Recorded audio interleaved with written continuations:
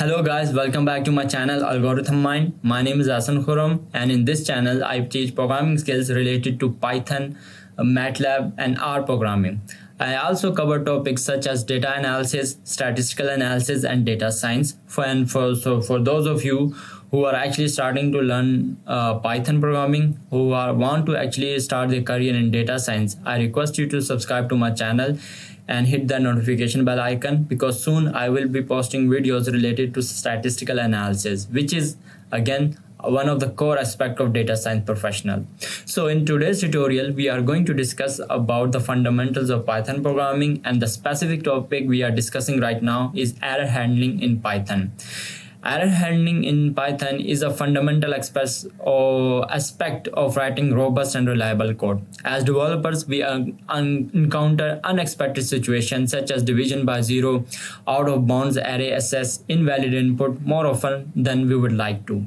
Python provides powerful tool to gracefully handle these exceptions and prevent our program from crashing. So what is actually basic exception handling? So we will start with basic exceptional handling, then we will move on to add some more scenarios and cases to it, so how we can actually handle those errors in Python. So the fundamental, like the very useful tool that we use in order to handle errors is we use try and except block to handle exceptions. The try block contains the potentially problematic code which has the tendency to raise an exception to raise an error. And if an exception or an error occurs, such as like division by zero number, the exception block catches it and executes the specified statement. So I will show you what I actually mean by that. So let's just look at this block of code here. We have declared initialized two variables, numerator and numerator, and we have assigned value 10 to numerator and value 0 to denominator. Now I'm going to teach you how you can actually make use of try and except block. So we have used this Python statement try colon, then we within that colon, after like writing try and colon, we will write our code that falls into try block, and that, remember, that code might have the potential to raise an error. So we are going to mitigate that unexpected error by using try and except block. So this is how you actually jarring notation of try and except block. We have a try block, and this is the code that lies in try block, and then we have except block, and this is the code that lies in except block. So whatever you write after colon mark will be included obviously after like the next line, and with the proper indentation will be taken into try block, and whatever is written after the colon mark of except statement, like this statement, will be included in except block and with proper indentation and subsequent next line. So this is the code. Here you can see here we have actually again declared the numerator and denominator. We actually don't need to declare them again, so we can actually just get rid of them. So because we have already defined them earlier before actually writing the try and except block codes. So within the try block we are actually performing the division, and we are assigning the division to variable name result. So I have declared a variable result, and I'm assigning a value which is the division of numerator by denominator. And once we have done that, we will print the result. We are using this print function in the console. But we all know that when 10 divided by 0, we will have an error which is called and this it's not visualized, and we cannot divide 10 by 0, so it will raise an error. So if that error occurs, remember the definition of try and except block, that it will try to execute the code, and if it executes it, that's good. It will like either execute the try block, or it will either execute the except block. So if it will try to execute the try block, and if it's successful, then it will print the result. But if it's not successful, when the error actually occurs, then it will catch that error, and it will skip this code of code here and then jump to except block, and when it reaches except block, it will print a specified statement or whatever the operation we want to perform. In our case, we have actually print a statement error denominator cannot be 0. So let me just run this block of code for you. So you can see that it's not possible to actually divide 10 by 0, and this try and except block has actually cached that error, and then it skipped that whatever the code that was actually present in try block, and it jumped to accept block and it's executed the accept block. But what if I actually change the value of denominator to 1? Now you see that it actually displayed the value of the result instead of actually raising an error, because we don't receive any error in that case, because 10 divided by 1 we don't get any that kind of error. So that's the basic terminology of try and accept block. So you know now how to use try and accept block to handle exceptions. Now we can also handle specific exceptions. So you can handle different exceptions differently using multiple except blocks. In this case, we can handle zero division error and index error separately. If an index out of the bound occurs, the index error block is executed. So let me describe you what we mean by that. So the generic notation is still there. We have a try block and we have an except block, but right now instead of like using only single except block, we are using two except block.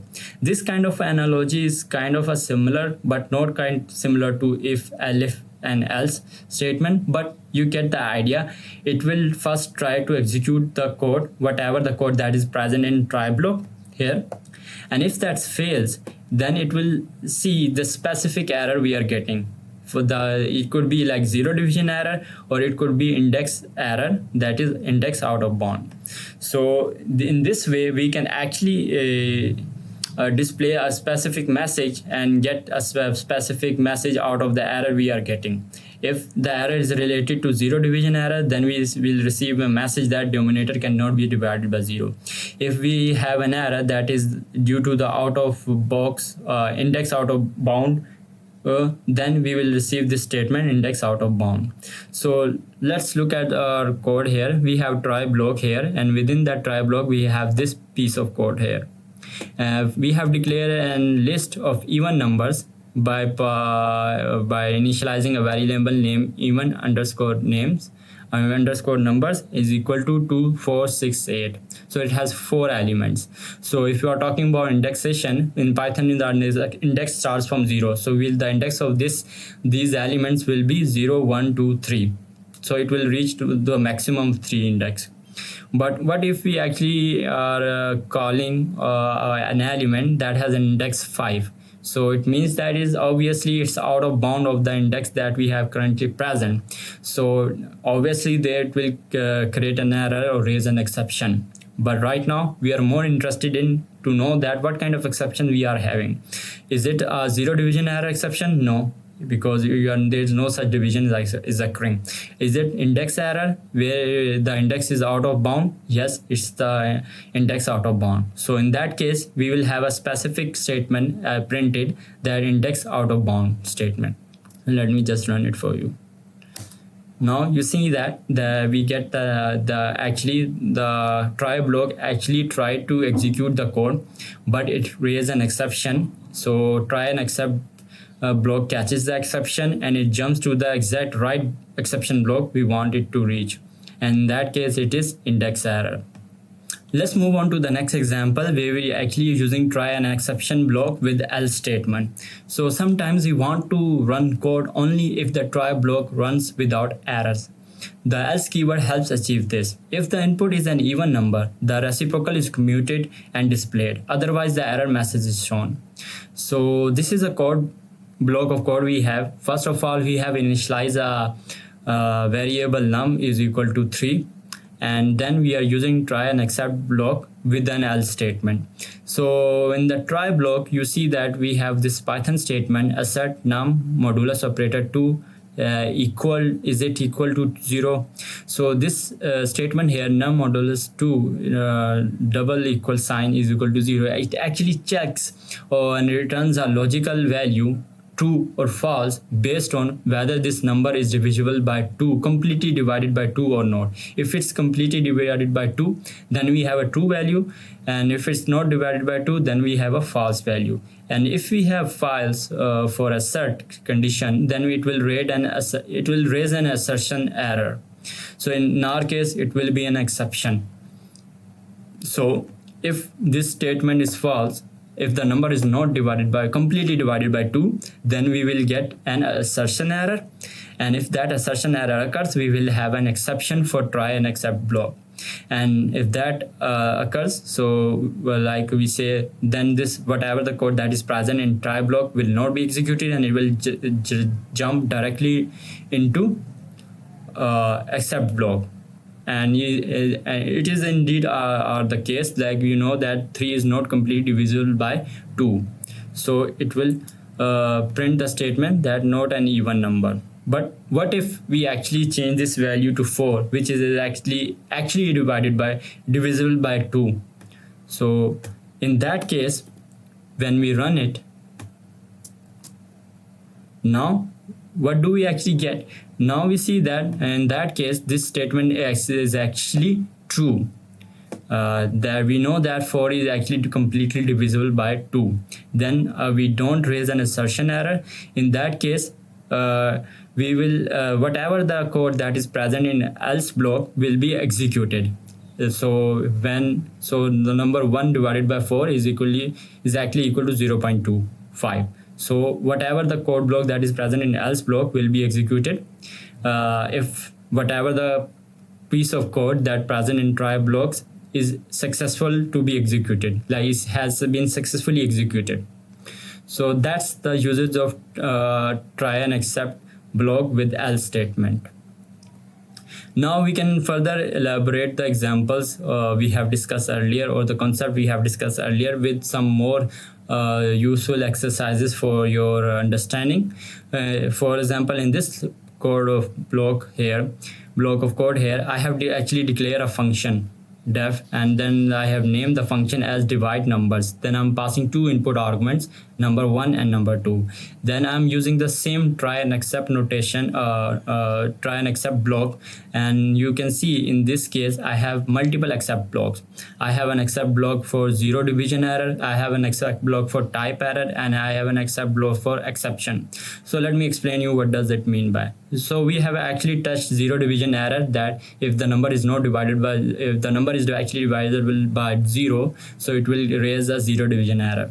Now there is another type of error, type error, that means that we actually, the data that has been passed to the function is actually not the correct type of data. It could be a string, or it could be something else. Okay, so it's not a correct type of data. In that case, this kind of error will raise an exception.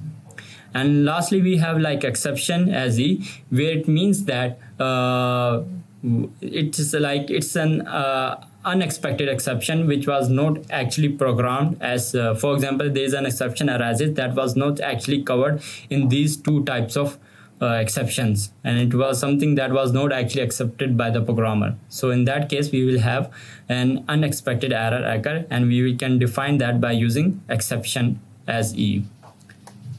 So this is the generic notation of the function.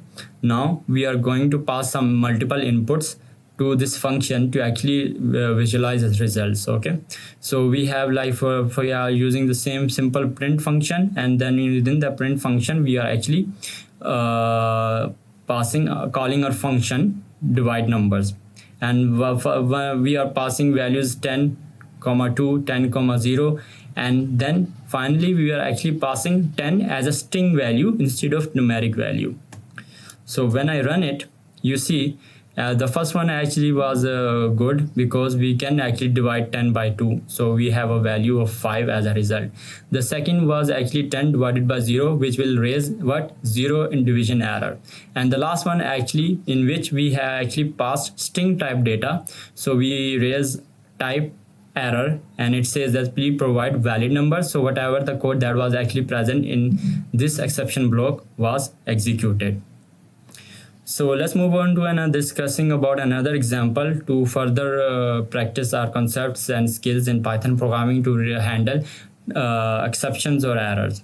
So in this specific scenario, we are going to open a file, and during the process of opening file, if there is an error occurs, so we will try to mitigate that by the effective use of try and except block. So for this purpose, I have declared a function def, and I have named this function as read_file, and I'm passing one single input argument file name, which is in the form of string value data type. So after I have passed the file name, I will use the try and except block, and within that try block I will use with statement that has a context manager open function. So don't be bothered by some lengthy descriptions. So if you just neglect this piece of code here, so this is basically a try and except block here. So within that try block, I'm opening a file with statement and function open, and I will once I open the file, I'm assigning the values to content, and then I'm finally printing the content. And if it's successful to open the file, then in our case, whatever the code that was actually present in try block was successful in executing. In that case, the exception block will not run. But if raises an error, then we will have defined a number of exception errors blocks that will try to handle some specific type of errors. So the first one is actually file not found error. That means that whatever the file we actually trying to find is currently not present in the directory. Then the second one is actually permission error. It means that this file is write protected, so we don't have the permission to access the file. So in that case, we have permission error. And the last one is exception. We have actually discussed that earlier, that when the programmer is uncertain about the type of error that might occur, so we will use exception block with exception error. So it will handle any kind of error in that case. So this is how I define my function. Once I have defined my function, I will call the function and then pass the file name. The first one is actually sample.txt, which is currently present in our directory. The second one is a non-existent.txt, which doesn't exist in our directory. So once I run it, you can see that it has successfully read the file values or the data within that sample file by using this open function that is actually currently within the try block. But for the second value, which is non-existent.txt, that the file doesn't exist, it causes an exception in try block, which catches it. Then it jumps to the specific exception block we have defined. In our case, that is file not found error, and the code that is present in that exception block will be executed. There we says that non-existent text file not found. So that was actually a comprehensive tutorial on how to handle errors or except with try and except blocks, and even with else statement. I hope you are able to understand this tutorial. If you have any questions or related have any problems while writing your own code in Python, you feel free to write down in the comment section. I will be happy to help you out. And as I've told you, for those of you who actually want to jump into data science, so soon I will be posting videos related to statistical analysis, so which gives you a quite comprehensive and robust command on handling data from statistical point of view. So I request you to subscribe to my channel, hit the notification bell icon, and stay tuned for more videos. Thank you for joining me.